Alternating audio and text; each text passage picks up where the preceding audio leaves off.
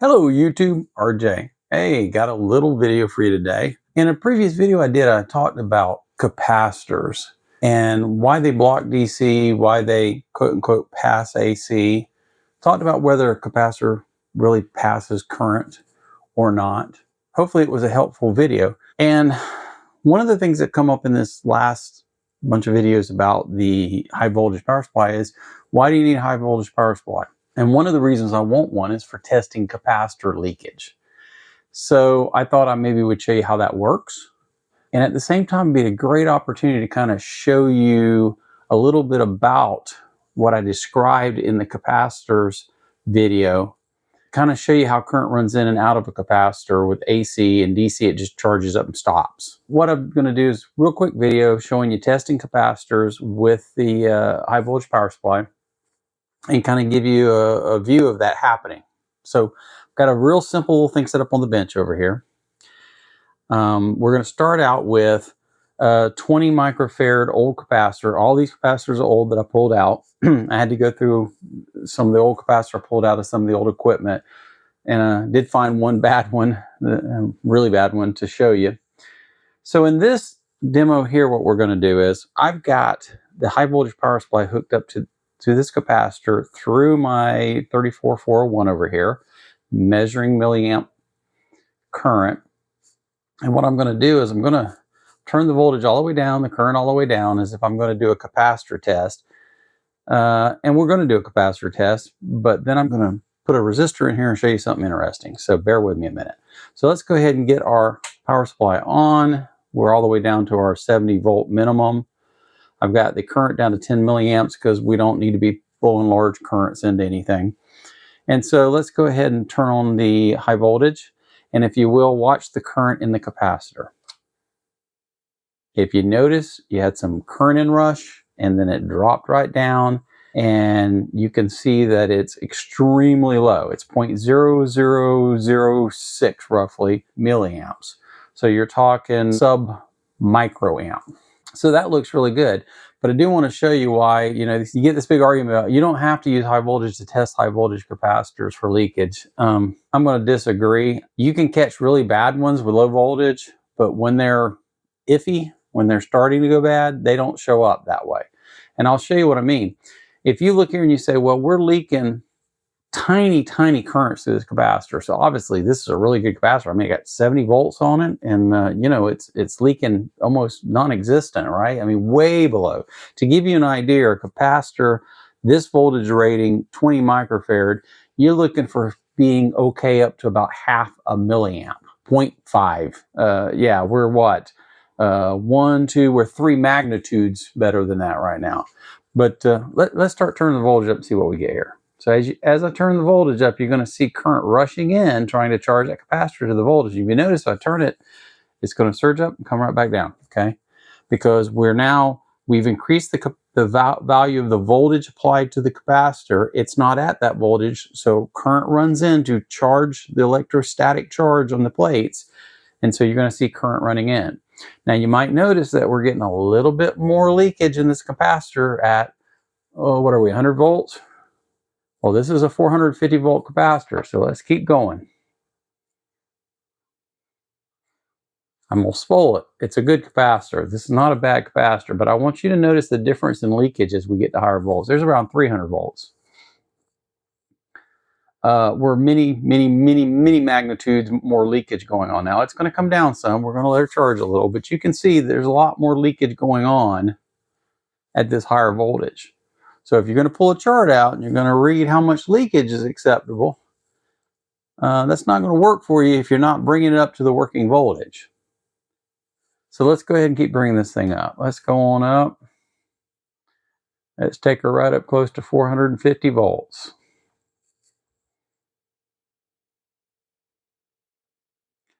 Notice that we're around 0.1 milliamps now. That's dramatic. That's many magnitudes greater than what we were at the lower voltage. Now it's coming down, it's bouncing around, but it's getting down there. So we can tell immediately this capacitor is good. I mean, we're allowed to have half a milliamp on this particular value and voltage. That's what matters. You have to have the type of capacitor, you have to have the capacitive value, and the voltage it's rated for. Those three items, you can go to charts, or there's formulas to do it too. You can look it up online, or you can go to the manufacturers and look up, and they'll tell you what they expect. But your basic charts are pretty good. They're going to tell you, you know. And as I said, when you look this one up, it's about half a milliamp. So we can see this capacitor is doing really, really well.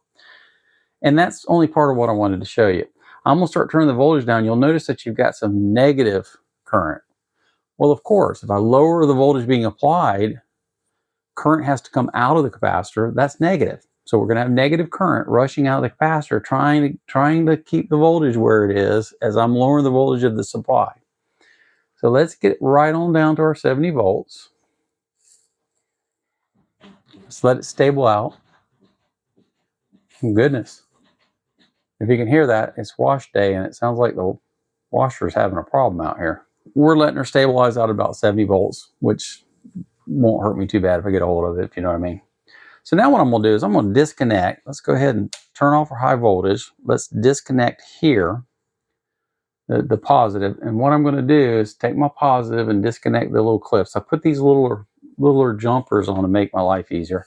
And I'm going to add in I believe it's a 4.7K resistor, if I remember. And the purpose of me doing this is I want to slow down the current going in and out of the capacitor. I want to put the brakes on it a little bit. I want it to take longer. It's got to go through the resistance. It can't flow as much current. It's going to slow it down some. So here's what we're going to do. I'm going to go ahead and turn it back on.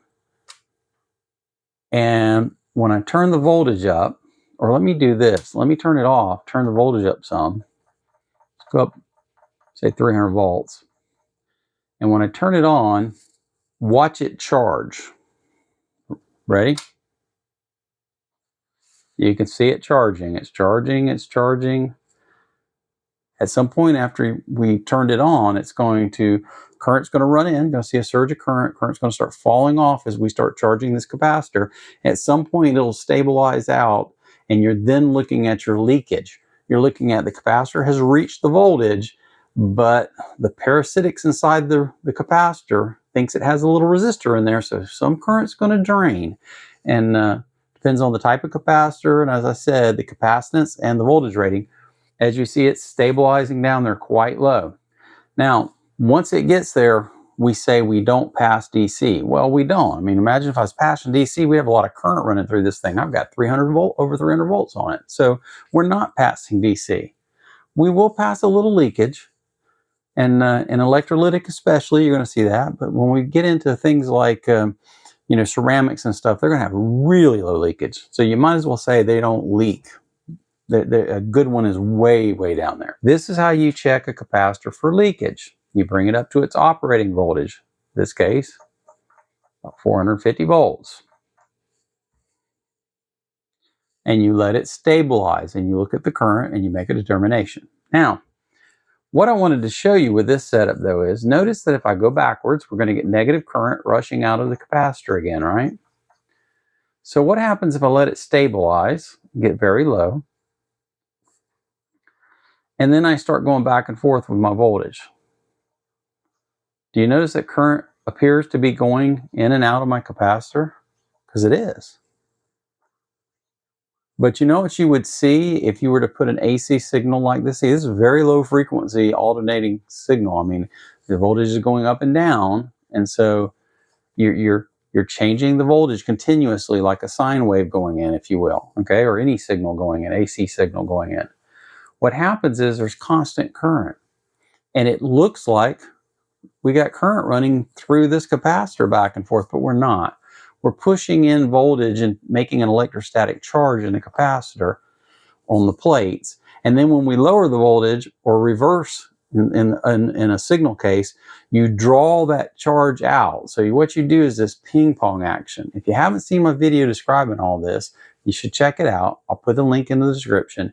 And this is me physically showing you that happening. This is what's happening. Current looks like it's going like I'm passing an alternating current through the capacitor, but it's not really moving through the capacitor. It's moving in and out of the capacitor. DC, on the other hand, where you're just putting one direction in, you don't pass the signal through either.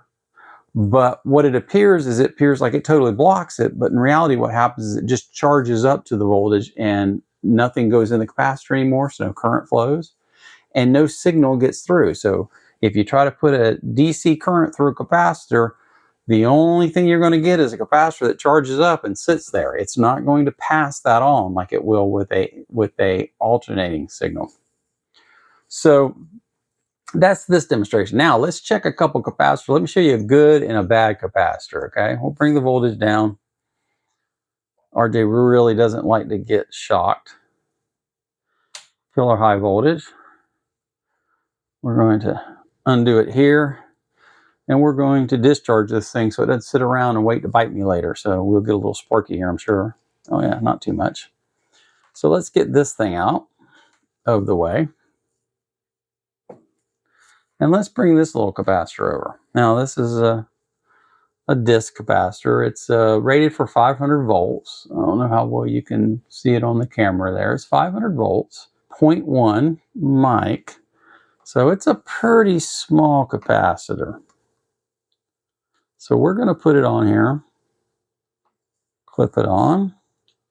We're not going to be using a resistor. We don't need the resistor for this. And what we're going to do is we're going to clip it back in line. We're going to make sure our current, our voltage is down, and we're going to bring on power.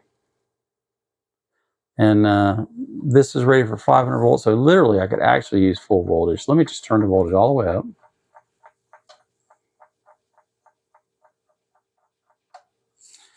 And I'm going to turn on the voltage. Let's see what kind of current and what it settles out to. Pretty low. As you can see, there's almost non-existent. I mean, you're talking, that's microamps.